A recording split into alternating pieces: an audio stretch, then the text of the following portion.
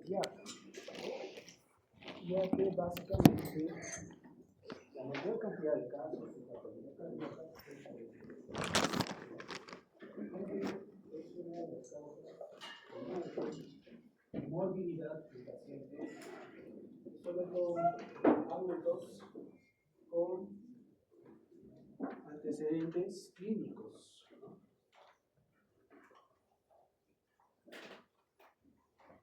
Bien, entonces aquí vamos a hablar acerca de la hipertrofia miocardíaca. Esta es la base patológica de muchas enfermedades que vamos a tratar hoy. Ya que la hipertrofia, como su nombre indica, ¿qué cosa hemos dicho que era hipertrofia? Aumento de número de células. Entonces, cuando hay hipertrofia cardíaca a nivel del miometrio, existe un engrosamiento o también puede existir una dilatación de la cavidad, en este caso,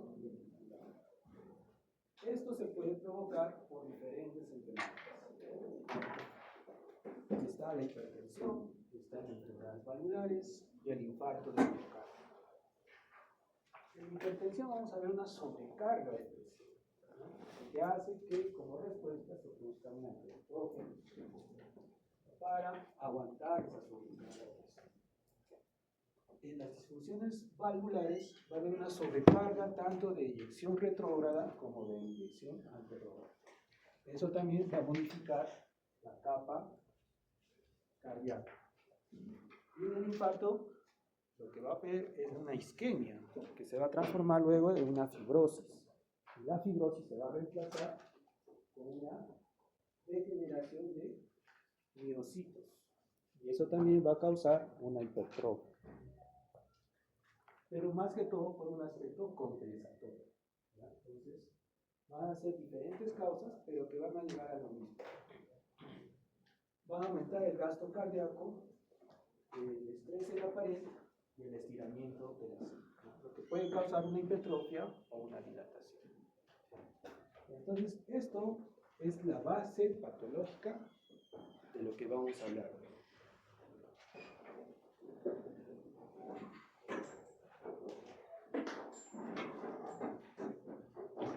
Entonces, como primer tema, la cardiomiopatía isquémica. ¿Qué cree que el público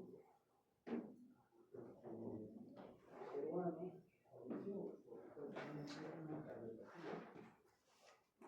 ¿qué antecedente tenía este paciente? Era obeso,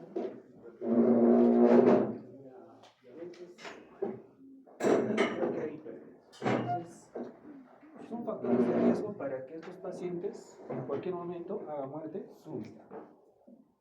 ¿Pero por qué, profesor? Si estaba yendo al gimnasio, ya estaba bajando de peso, estaba controlando. ¿Por qué? Porque esto no se resuelve simplemente con cambios de hábitos. Tienen que haber cambios en las arterias. Y esto lleva a que es un cambio que sea rápidamente regresivo. Lleva un tiempo. Bien, entonces es la primera causa de muerte en muchos de los países desarrollados, y más en países en vías de desarrollo como nosotros. ¿Por qué? Porque nosotros tenemos malos hábitos. No nos gusta ir a hacer ejercicio, no nos gusta tener comida rápida. Y si tenemos alguna enfermedad, no nos gusta controlarla. Van a ver en el hospital que los pacientes se olvidan de tomar su pastilla para la presión. Se olvidan de tomar su pastilla para la diabetes. Entonces, todos esos factores van sumándose para que hagan un evento adverso.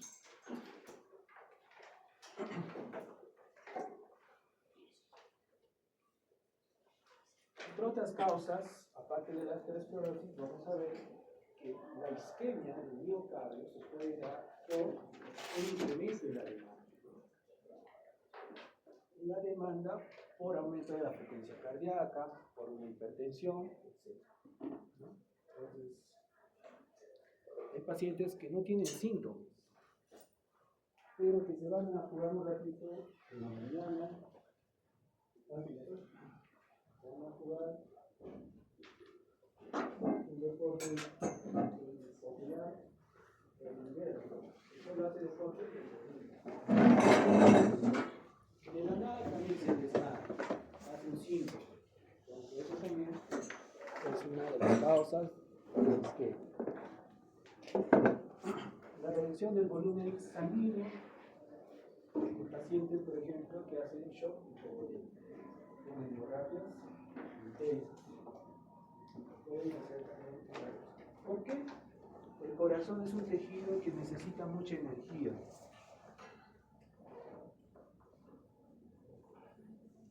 ¿Por qué no se compara, por ejemplo, al hígado? El hígado no deja de tejido, pero no va pasando mucho tiempo, no va a pasar nada. O la piel. La piel, te haces un corte, le pones un tapón ahí, lo presionas por 1 hora, 2 horas y el tejido no se va a morir. ¿Por qué entonces el corazón necesita tanto de energía?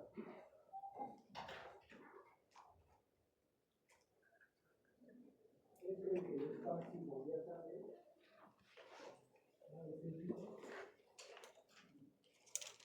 Estrellas civiles en la altura. Y aparte, recuerden que el corazón tiene la mayor cantidad de mitocondrias comparada a otras células, que sin embargo son insuficientes para la energía que necesita el corazón.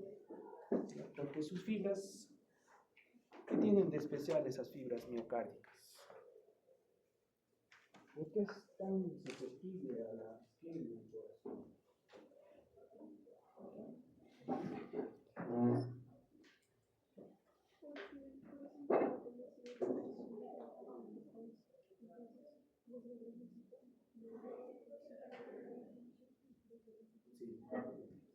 Entonces, es también por la constitución del mismo corazón. No son fibras que están como músculo liso, ¿no? Que son aislados, los músculos esqueléticos, que son millones de varias células.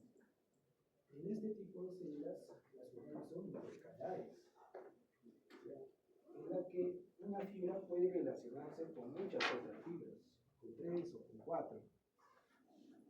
Y eso hace que se comuniquen todas. Porque si yo me contraigo, eso significa que todas las demás se contraen. Entonces, para que todas las demás se contraigan, necesitan mucha energía. Pero si fuera una célula, por ejemplo, esquelética, si yo me contraigo, solo mi fila, que está acá, se va a contraer. En cambio, en el corazón, todas están conectadas. Es como que todos nos agarremos la mano y nos pasemos electricidad. Y a todos nos va a ayudar. Y al primero que le va a pasar la electricidad, ¿quién va a ser? El marcapasos. Porque ese se va a contraer más rápido. Entonces, esa peculiaridad tiene el corazón, que tiene una constitución netamente de alta energía. Entonces, al corazón no le puedes dejar sin suministro ni siquiera 1 hora o 2 horas. Este es un órgano noble. No le das oxígeno en un cierto tiempo y este se va a empezar a morir. Y en patología, morir significa atrofia. Vamos a hacer atrofia. La atrofia de la célula de la vida. Necrosis. Morir es necrosis. Mira que en el examen toman morir. Necrosis. Por eso es importante el metabolismo normal del miocardio. Porque en esta clase vamos a recordar que miocardio significa tiempo. Si tú lo dejas al paciente, ahorita no puedo, estoy tomando mi café. Esas cosas no existen en la emergencia. Tú dejas de hacer todo para auscultar al paciente, para revisar.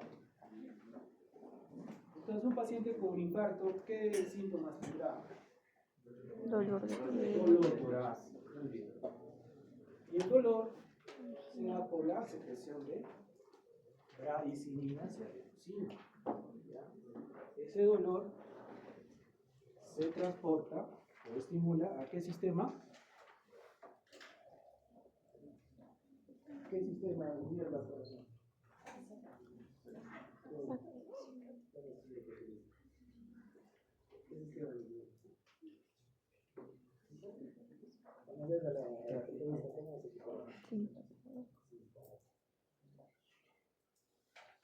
Lo inerva el sistema autónomo, ¿ya? Que está constituido por el simpático y el parasimpático. ¿El simpático qué hace? ¿Y el parasimpático? Relajación. Entonces, eso no se olvida. Aparte que es una red comunicada, también está muy importante. Cualquier evento que acelere el corazón aumenta la demanda de oxígeno. Cualquier evento que relaje el corazón va a disminuir la demanda de oxígeno. Aparte del oxígeno, ¿qué otros elementos requiere la pulsación?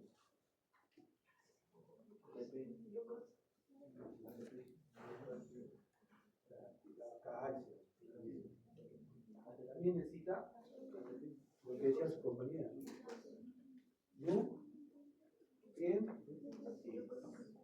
Glucosa. ¿Por qué? Porque necesita un montón de ATP. Y aparte tiene muchas mitocondrias. Entonces todo eso lo hace especial a este corazón. No porque esté enamorado, porque tenía tu relación de 10 años. Eso no lo hace importante. Lo hace importante la cantidad de energía que necesita para bombear sangre hasta el lugar más recóndito de tu cuerpo. Entonces, un paciente que está con isquemia y que su corazón está ya en las últimas, ¿cómo estará su pulso? Ya he dicho, ¿quién está haciendo señas? Ancho señas, Carlos. Pulso débil. ¿Qué más? ¿Y la frecuencia? ¿Sí? No, hay taquicardia. Porque está queriendo compensar la insuficiencia. Pero es débil. Antes de morir ya es bradicardia. Claro. Sí, o sea, claro, antes de morir ya no, sino cuando recién inicia el evento. Y entonces eso también tienen que evaluar al momento de estar en la emergencia. Y entonces, las manifestaciones clínicas de una insuficiencia o una isquemia cardíaca son las siguientes. Angina de pecho, ¿ya? Que está constituida básicamente por el dolor que se da a nivel de tórax. Aquí todavía el miocardiocito está friado, o sea que no se ha necrosado. ¿Y qué tipo de necrosis hay en el corazón? ¿Cómo se llama? Coagulativo. Y lo otro es el infarto de miocardio, en el cual ya hay necrosis, ¿no? También está la miocardiopatía isquémica por insuficiencia cardíaca congestiva, que ya es el paso último de la manifestación clínica. Un paciente ya tiene un diagnóstico de insuficiencia cardíaca congestiva, su pronóstico de vida es bajo. Muchos llegan a menos del 50% en los 5 años, dependiendo del cuadro clínico que tengan.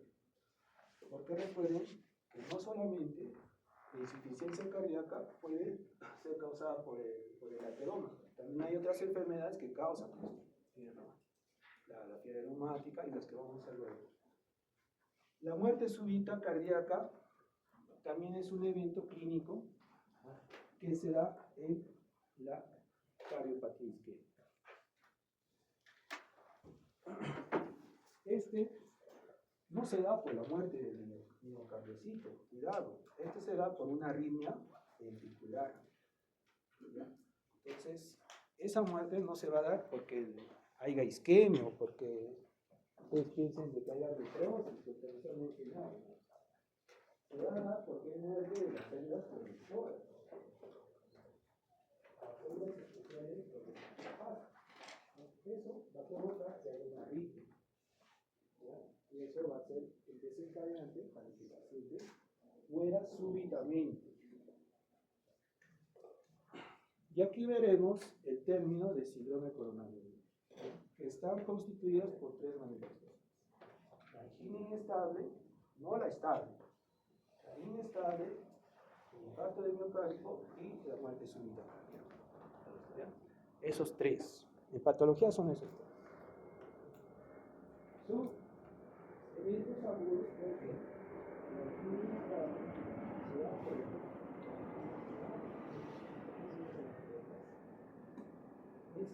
la cápsula fibrosa se puede extender, se puede desgarrar y eso puede provocar que se obstruya casi más del 90% de la arteria. Y eso puede causar una angina inestable. Y el evento adverso también de esto es el infarto del miocardio, en el que el grosor, dependiendo del tiempo de isquemia, se va a aumentar. Y eso, para eso, ¿qué necesitamos aparte de la clínica? Para saber esas cosas. Aparte de la clínica, ya, el paciente está con su dolor y todo eso. Ya sabes ya que tiene diabetes, es fumador. ¿Qué le pediría, Manu? Enzimas cardíacas. Muy bien, enzimas cardíacas y el famoso EKG. ¿Qué pasaría si el EKG y el ST esté elevado? Nada. ¿Qué pasaría si la troponina está elevada? Daño miocardio, muy bien. Porque las troponinas, ¿dónde están en concentración normal? Dentro del miocardio. Y cuando hay una muerte, estas proteínas salen al torrente sanguíneo y van aumentando según a la gravedad de la necrosis, con picos máximos entre las 2 y 4 horas. Entonces, eso te ayuda a que tú puedas definir un síndrome coronario agudo. Profesor, no se eleva, pero tiene la clínica. Espérate. Esto tiene una evolución.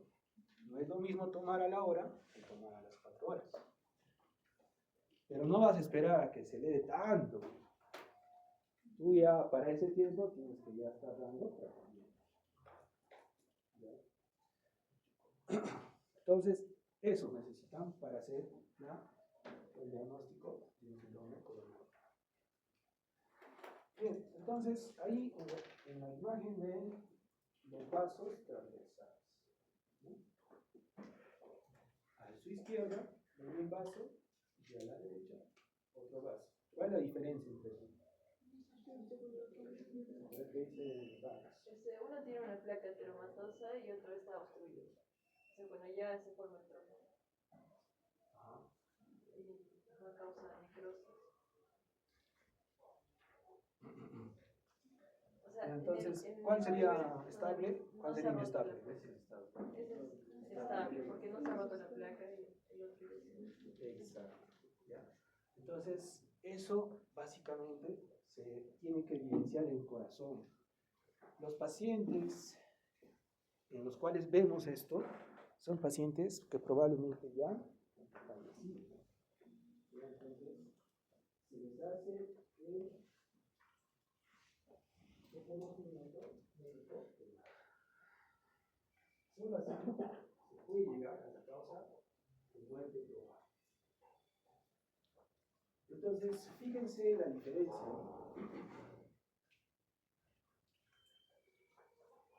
Y eso hace que las placas tengan diferente constitución. ¿Ya? Entonces, acá tiene un trombo y acá está libre. Este paciente probablemente al cambiarse no sufre, al cambiarse de ropa no sufre angina, pero sí sufre cuando sube las escaleras. Cuando tiene clases en el 6º piso, en el 5º piso, ese paciente o ese profesor llega cansado, ¿no? Pero este ya muerto en el 1er piso, ¿no? Entonces, esa es la diferencia.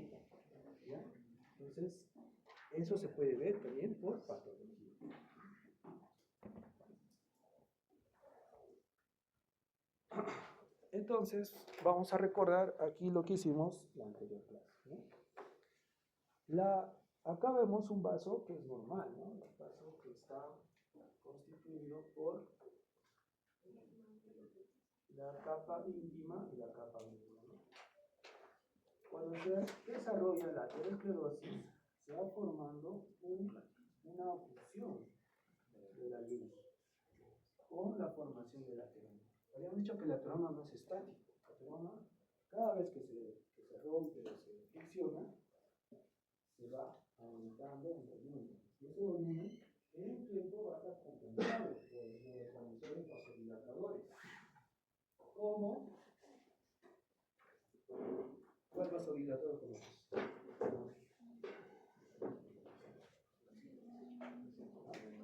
Óxido nítrico. Con el tiempo se va a compensar, ¿ya? Y el crecimiento va a ser hacia la forma periférica, ¿ya? Destruyendo el miocardio, la capa muscular que está periféricamente. Pero va a llegar un límite en el que ya no va a querer crecer hacia afuera, sino va a crecer hacia adentro, formando una cápsula en la cual el núcleo o el centro va a ser el núcleo ateromatoso, que tiene mucha necrosis. Es como que estaría llenándose de basura. Entonces, eso va a hacer que pueda ser susceptible este paciente de sufrir un evento adverso por diferentes estimulaciones, tanto intrínsecas como extrínsecas. En las intrínsecas vamos a ver la habilidad de la placa ateromatosa, o sea, cuán frágil es su cápsula fibrosa. Y en las extrínsecas, la estimulación adrenérgica, ¿no? Que puede ser por una hipertensión o por un vasoespasmo. ¿Qué otra estimulación adrenérgica se puede dar? Ejemplos de estimulación adrenérgica.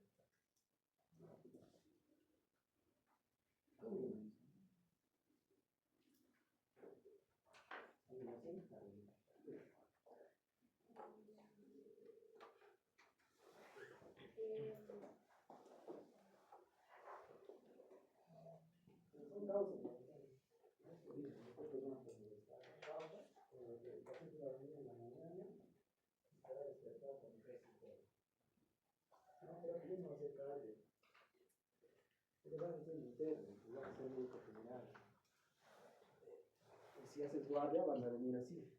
¿Qué estimulación adrenérgica? Claro. ¿Qué secreta adrenalina?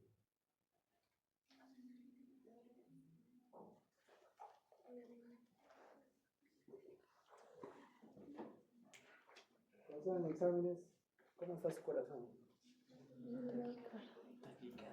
Taquicardia. El estrés causa una mala noticia. Son pacientes que reciben una mala noticia. Han botado el trabajo. ¿Qué?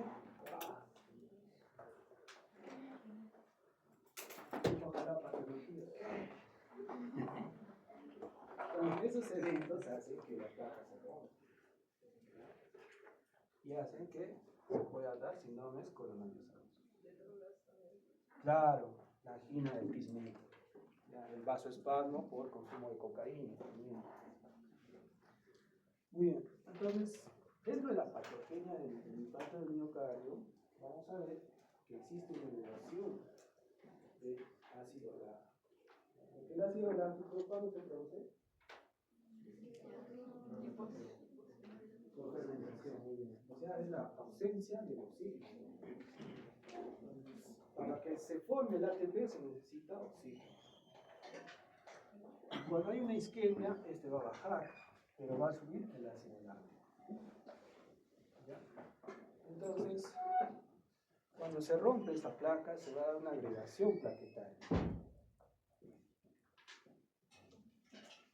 provocada por la secreción de conversano, que hace que el cromo crezca y pueda venir toda la luz del vaso. Entonces, cuando nosotros hacemos la ecografía a las 4 horas, puede haber una oclusión del 90%, ya, que es lo ideal, ¿no? Para ver la causa de isquemia.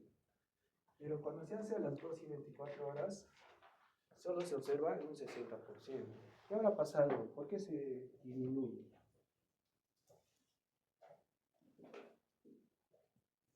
¿Por qué hemos dicho de la ateroma, de la placa terminal? ¿Es un proceso estático? ¿Es un proceso dinámico? En contacto hay una lisis del coágulo. Por eso, con el tiempo, ese coágulo se va. Bien, entonces, cuando la isquemia es entre 20 y 40 minutos, existen cambios irreversibles. Y eso va a conducir obviamente a la necrosis cognitiva. Cuando hemos hecho nosotros cambios celulares en la necrosis, hemos visto lo reversible de lo irreversible, ¿no? Uno de los cambios irreversibles es justamente la ruptura de la membrana. Entonces, las bombas del sodio y potasio permiten la entrada del sodio por el potasio en la célula. Y esto hace estallar a la célula y por lo tanto las enzimas o proteínas que estaban adentro puedan salir. Entre ellas las proteínas. ¿Ya? Entonces hay un cambio, hay una fase menor a 20 minutos que es reversible. Más de 20 a 40 minutos ya es irreversible. ¿Ya? Por eso acá digo que miometrio es igual a 10. Entonces, si muere el miometrio, ¿qué pasaría con el paciente? Ya lo he dejado así. 1 hora estaba esperando. No me importaba, estaba teniendo un paro. ¿Qué ahora pasa con el corazón? Se abre el corazón, ¿no? Entonces, eso va a hacer que el paciente, si es que sobrevive, va a necesitar oxígeno, va a desear que alguien lo cuide, va a necesitar, ya no va a poder trabajar igual.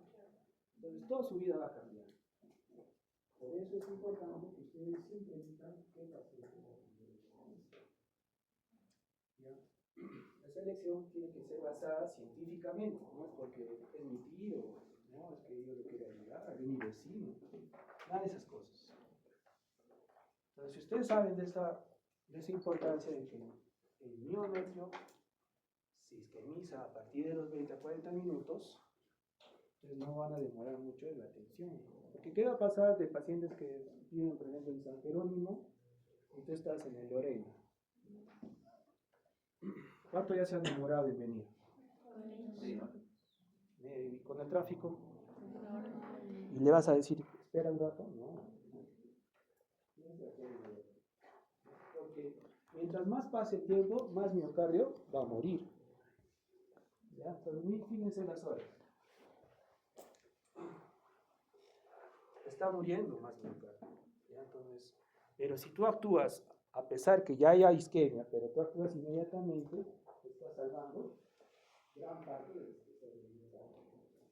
La idea es de que todo el espesor no se muera. Que solo se muera una parte, si en caso se muere. ¿Ya? Entonces, eso. Ya, entonces, acá tenemos un corazón normal. ¿Qué arteria es esta? La descendente. ¿Ya? Entonces, cuando hay un trombo acá, esta parte de la que continúa queda sin irrigación. Y lo que está pasando acá está pasando acá. ¿Ya? Entonces, miren la zona de necrosis. A las 2 horas está solo una parte y a las 24 horas ya está en todo el espesor. ¿Ya? Entonces, si ustedes se dan cuenta, lo viable es esto, lo que está de rojo intenso. Y lo que está blanco es lo que ya se está necrosando. Pero fíjense por qué acá todavía está de rojo intenso.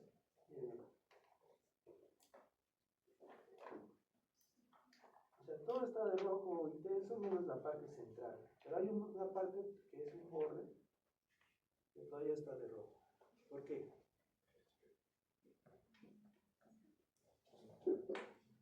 ¿cómo es la irrigación del corazón? Claro, porque estas arterias van a irrigar desde afuera hacia adentro. Pero esta parte que está... Exacto. Está en contacto con la sangre. Entonces no necesita que los capilares lleguen hasta ahí. Y por tanto, ese no se compromete con la necrosis. Entonces, eso hace que la isquemia solo sea en las partes más externas.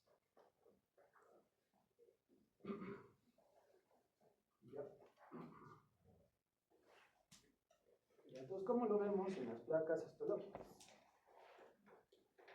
Lo vemos con un debilitamiento. ¿Ya? Esto es lo normal. Pero cuando las fibras ya se hacen ondeadas y hay edema entre ellas y hay aparte células inflamatorias, es que está habiendo un cambio. Esto es a un día, y cuando hay tejido de granulación como acá, ya es a 7 días. ¿Ya? Entonces, esos cambios también se pueden ver en el tejido, pero nosotros no vamos a esperar eso.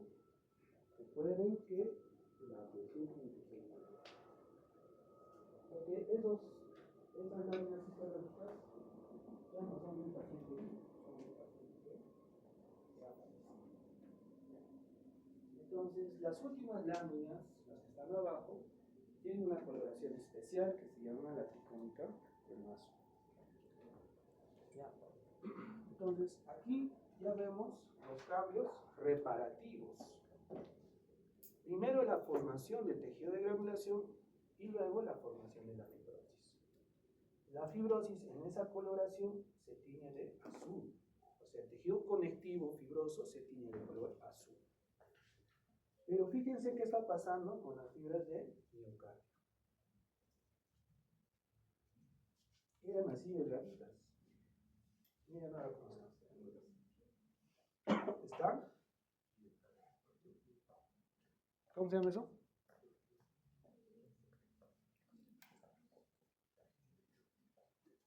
¿Cuál es la compensación? Si yo veo que mi padre está mal, para sostener,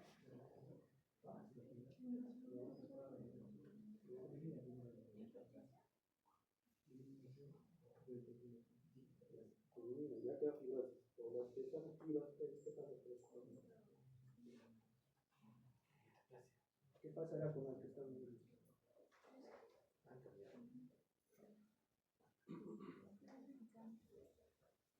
Porque fíjense cómo está, mira este grosor. ¿Era así? Mira usted.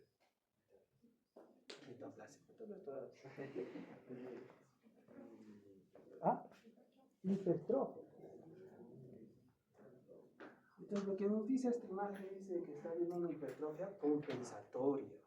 ¿Ya? Porque el paciente no se va a quedar así con su fibrosis, va a hacer que las fibras que están viables se hipertrofien. Porque el miocardiocito se divide o no se divide. No se divide, solo se puede. Ya, esa es la evidencia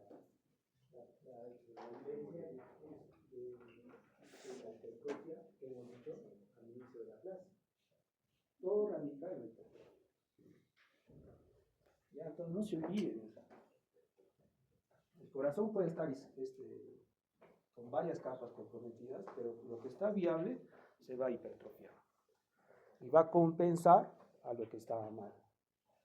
Y eso se va a llamar cardiomegalia. Entonces el paciente que ha sobrevivido, tú le tomas su placa de tórax, ¿cómo estará? Grande, ¿no? No es que sea muy querendón. Es porque ya ha sufrido un infarto. No, tiene un corazón grande. ¿Ya?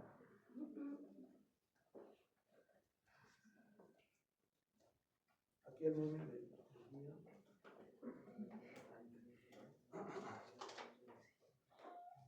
Acá veo muchos así, ¿no? Que están pensando en otras cosas. ¿Qué voy a hacer después de clases? Me está esperando. ¿Qué le voy a decir? Entonces, tienen que estar, como yo les digo, atentos a las preguntas.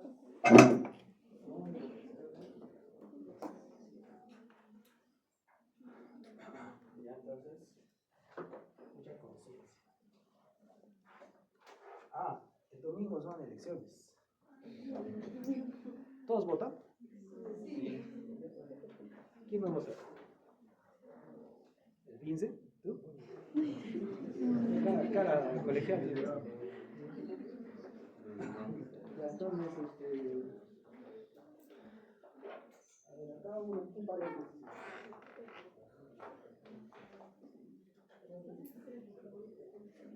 Como todos se enfocan, ustedes tienen que ser un poco más maduros y elegir su voto.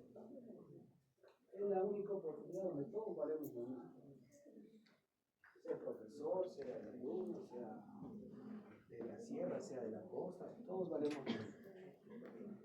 Y el voto es algo que les va a beneficiar o perjudicar los próximos 5 años.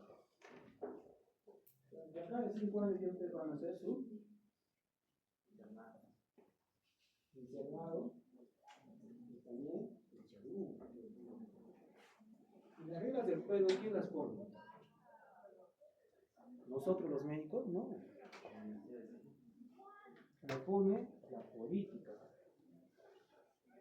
Y lastimosamente tenemos unos políticos que no van a entrar. Son políticos casi todos corruptos. Lo único que les pido es de que elijan bien, que se informen bien, que voten bien. Y que vayan sobre todo a votar. Ya, entonces, eso. No desperdicien su voto. Muy bien, ¿preguntas? Ya, entonces, la endocarditis infecciosa también es otra de las patologías. Aquí, como dice su nombre, es un cuadro infeccioso. ¿Qué será en las válvulas? Puede ser en válvulas sanas, en válvulas que están alteradas. Entonces, ¿cómo es la válvula mitral?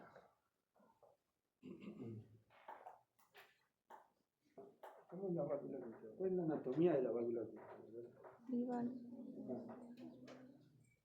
¿Cómo es la válvula mitral? ¿Qué divide?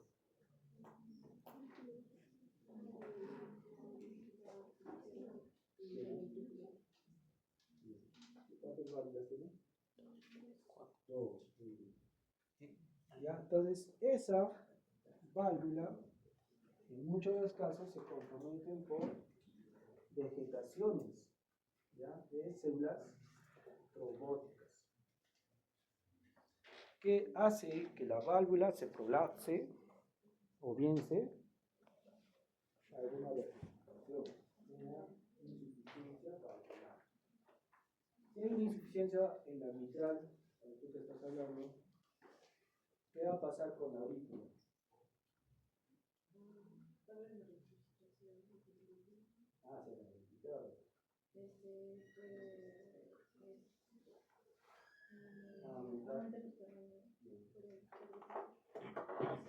Entonces, recuerden que la última etapa del llenado existe la contracción de esa aurícula. ¿Ya? Entonces, si esa aurícula recibe mucha más cantidad de sangre, ¿va a poder contraerse? No. ¿No? Entonces, eso causa esta enfermedad. ¿Ya? Entonces, todo está en base a la fisiología. Si ustedes no han entendido fisiología, no van a entender patología. Y entonces, eso hace que también se produzca trombos o émbolos.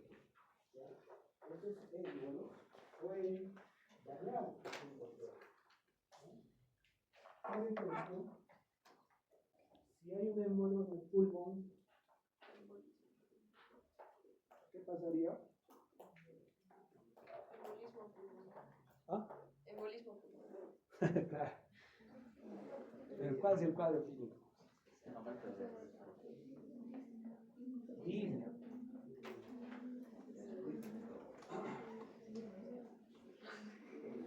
Entonces acá vemos dos tipos de endocarditis.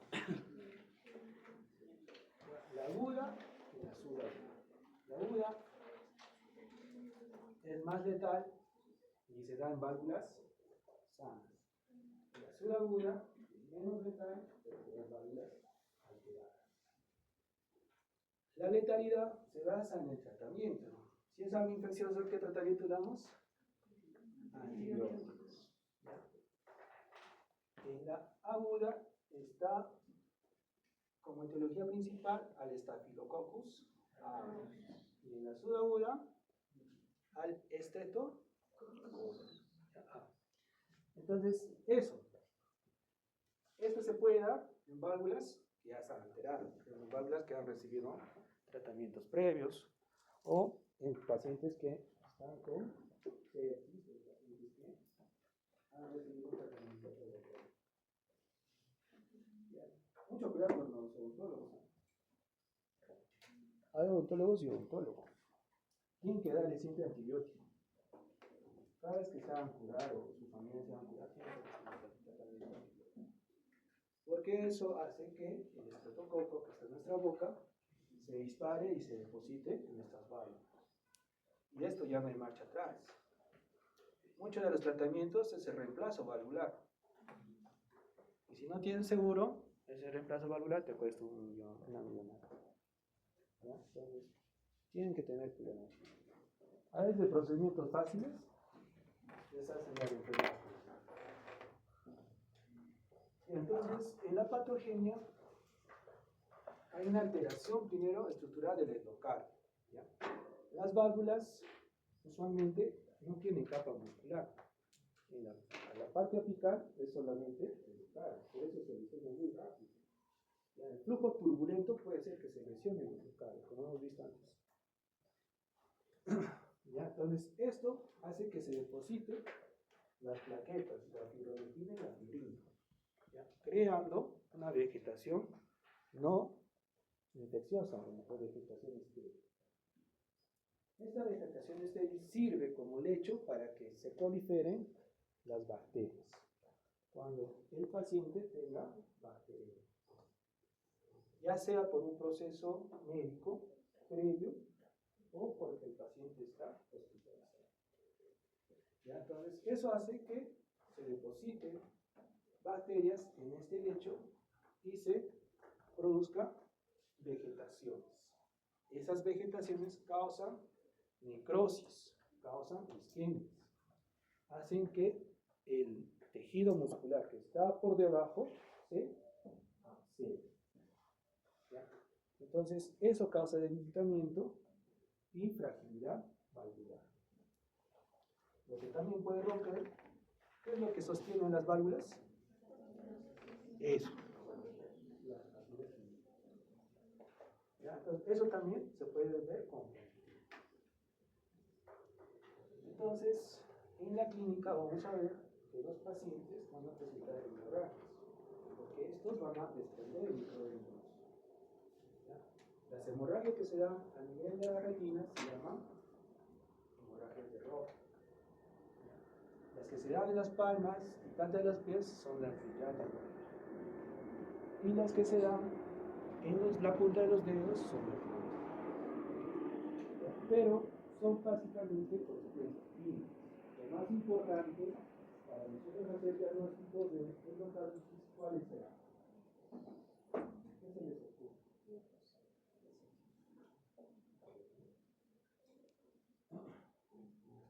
¿Qué le pedirías a los pacientes? Un cultivo de sangre. Cultivo, muy bien, un cultivo. ¿Ya? Especialmente, te sale negativo, ¿qué le pedirías? Ecocardiograma. Ecocardio, muy bien, ecocardio. Entonces, en el ecocardio se van a ver las vegetaciones. En el cultivo también se van a ver el agente etiológico. Entonces, son pruebas muy indispensables para hacer el diagnóstico. Pero para eso tiene que haber sospecha. Y la sospecha se hace por las petequias. El paciente que presenta petequias o hemorragias ese paciente tiene que ser derivado a cardiología o bien ustedes pedirle los exámenes. Ya, dentro de sus complicaciones también está la glomerulonefritis, las septicemias y las arritmias. ¿Por qué? Porque recuerden que este causa abscesos. Y si causa abscesos en los marcapasos pueden producir arritmias.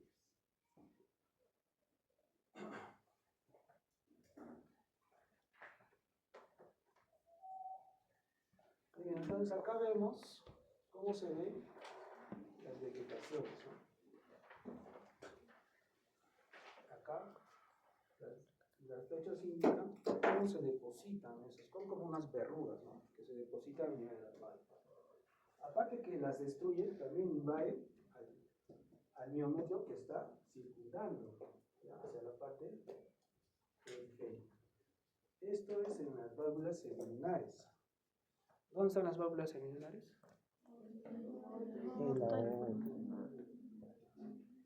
En la otra pulmonar.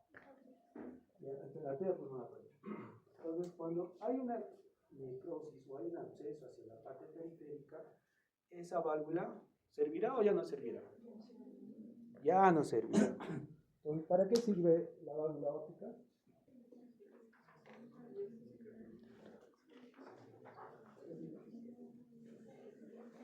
¿Qué es la válvula óptica?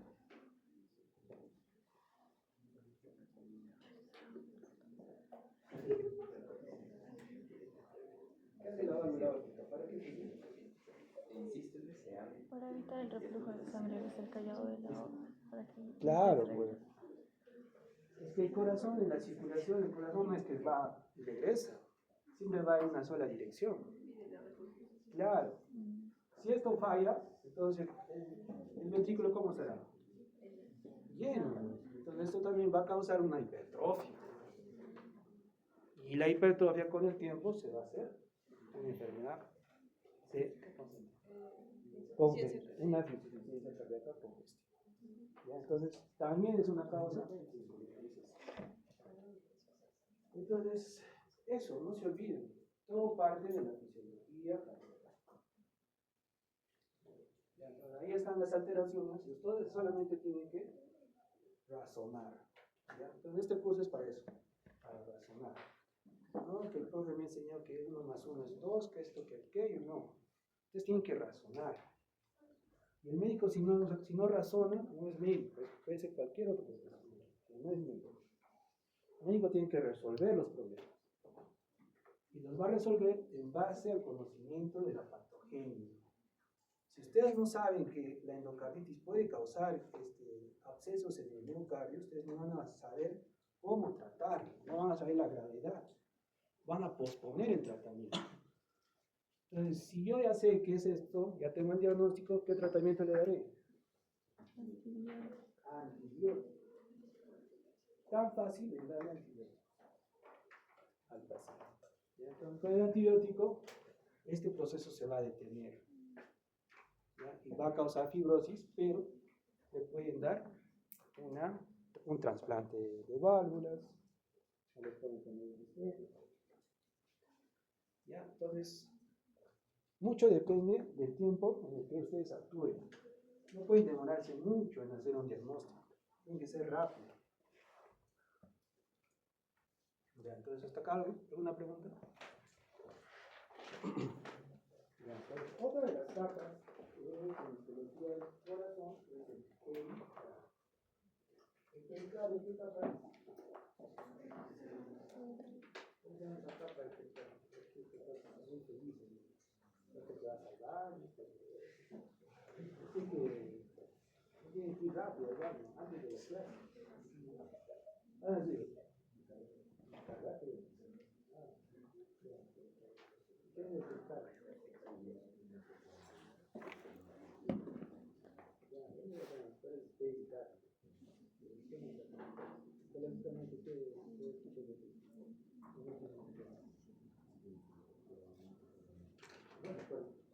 ¿Cómo vas a respirar? ¿Cómo es el pericardio? Para saber de pericarditis, tienes que saber cómo es el pericardio. Hay un pericardio líquido seroso visceral y el fibroso perineural que conforman el pericardio. ¿Qué divide? ¿Qué divide esos dos? El espacio ¿Qué tiene ese espacio? líquido pericardíaco de 15 a 50 mililitros. Exacto. Entonces, eso es parte de lo normal. No, al final en participaciones tienen cada uno. Que no se preocupe. Ya. Entonces, el líquido que se secreta en el pericardio, ¿quién lo secreta?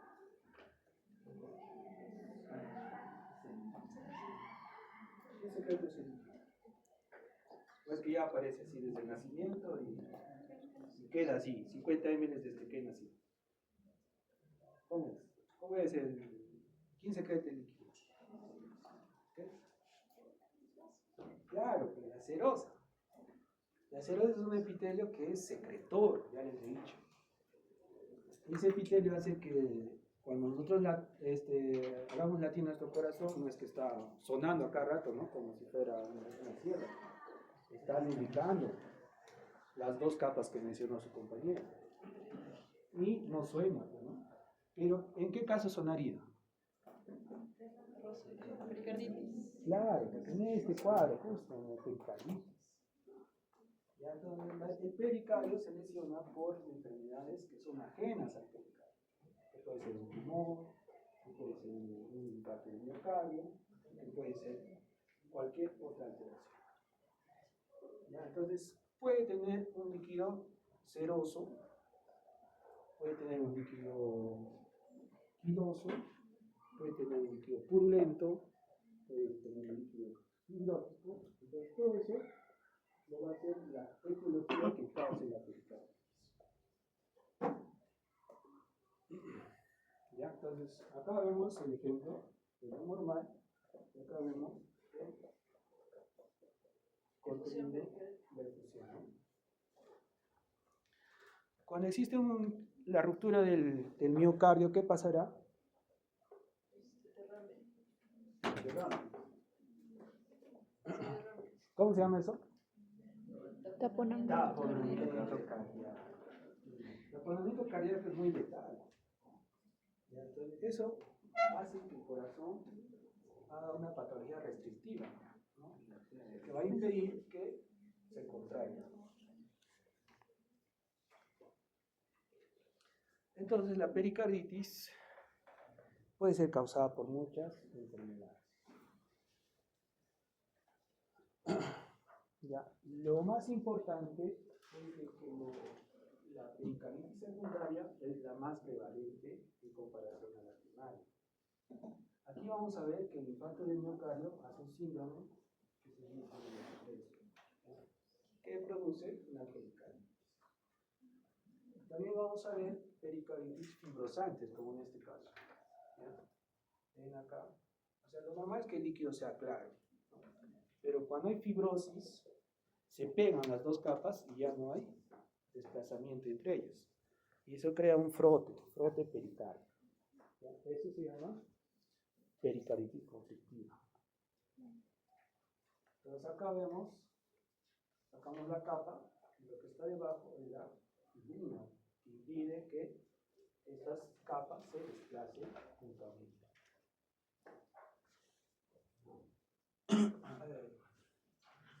Ya.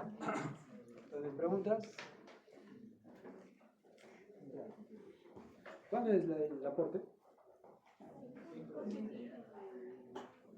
¿Mayo? Ah, estamos súper adelantados.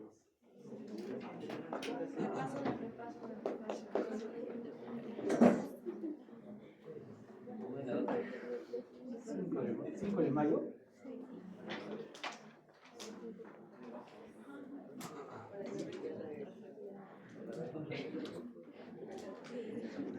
Ya, no va a haber recuperación, ¿no? Acostumbrados a recuperar, no existe justicia.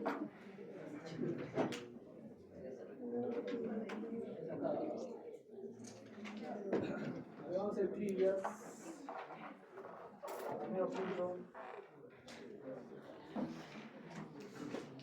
¿Quién está ganando en trivias? El delegado. Ah, ya. Nosotros sí. Ya. A ver.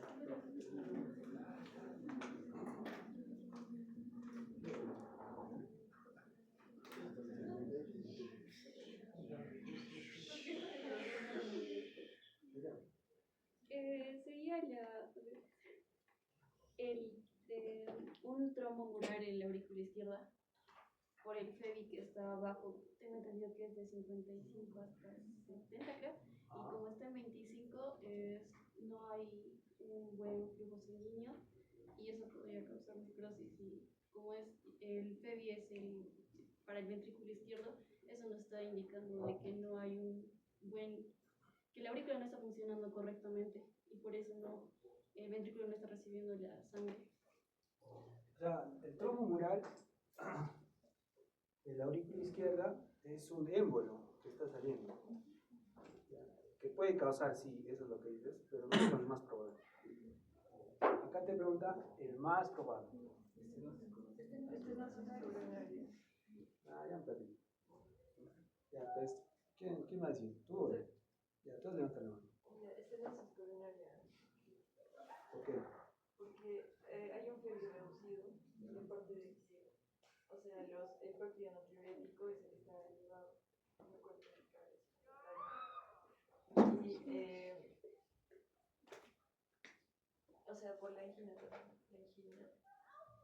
O sea, los demás, es por descarte, porque los demás no podrían ser. A ver, ¿tú qué querías decir?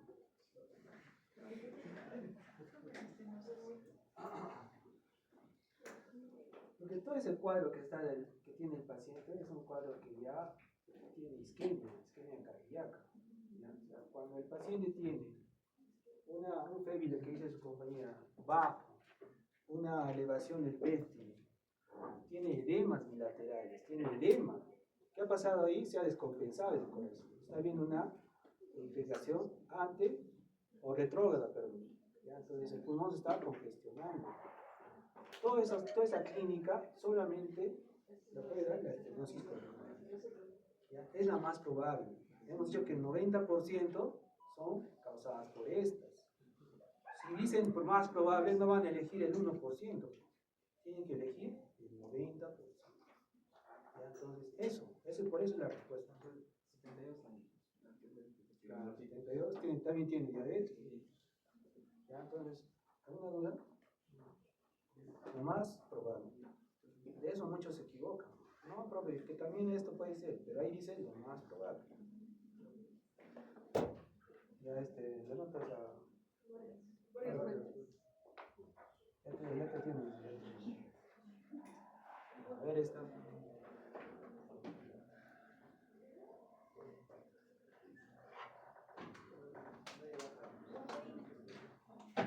Levanten la mano.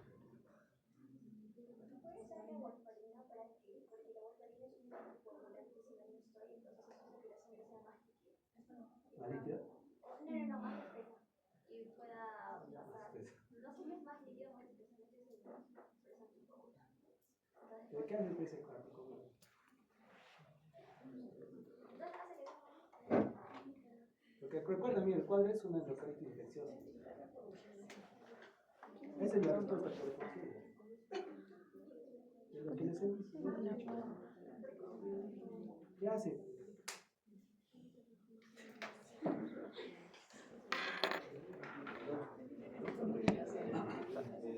No, vamos a dar oportunidad a los que no participan.